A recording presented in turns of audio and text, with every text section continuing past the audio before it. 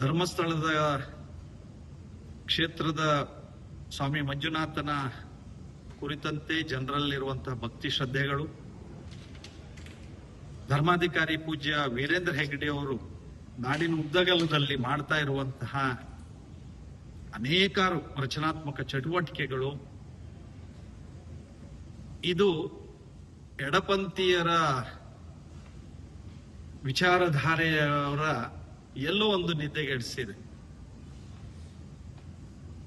ಎಡಪಂಥೀಯರ ಕೈಗೊಂಬೆಯಂತೆ ಕಾಂಗ್ರೆಸ್ಸಿನ ಸಿದ್ದರಾಮಯ್ಯನವರು ವರ್ತಿಸ್ತಾ ಇದ್ದಾರೆ ಅನ್ನುವಂತ ಅನುಮಾನ ಇದು ನಾಡಿನ ಉದ್ದಗಲದಲ್ಲಿ ಬರೋದಕ್ಕೆ ಸಾಧ್ಯ ಆಗಿದೆ. ನಮ್ಮ ಹಿಂದೂಗಳ ಶ್ರದ್ಧೆ ಭಕ್ತಿಯನ್ನ ಸದಾ ಭಂಗ ಮಾಡಬೇಕು, ಅಗೌರವಿಸಬೇಕು, ನಂಬಿಕೆಗಳು ದೂರ ಆಗುವಂತೆ ಮಾಡಬೇಕು ಅಂತ ಇದು ನಿರಂತರವಾದ ಷಡ್ಯಂತ್ರಗಳು ನಿರಂತರವಾಗಿ ನಡೆದಿದೆ. ಸ್ವಾಮಿ ಅಯ್ಯಪ್ಪನ ಕುರಿತಂತೆ ನೋಡಿದ್ದೀವಿ ನಾವು, ಶಬರಿಮಲೆ, ಅಯೋಧ್ಯೆ ರಾಮ ಮಂದಿರದ ನಿರ್ಮಾಣದ ಹಿನ್ನೆಲೆಯಲ್ಲಿ ನಡೆದಂತಹ ಘಟನೆಗಳಲ್ಲಿ ನೋಡಿದ್ದೇವೆ. ನಾನು ಮತ್ತೆ ಹೀಗೆ ಉದರಿಸೋದಿಲ್ಲ.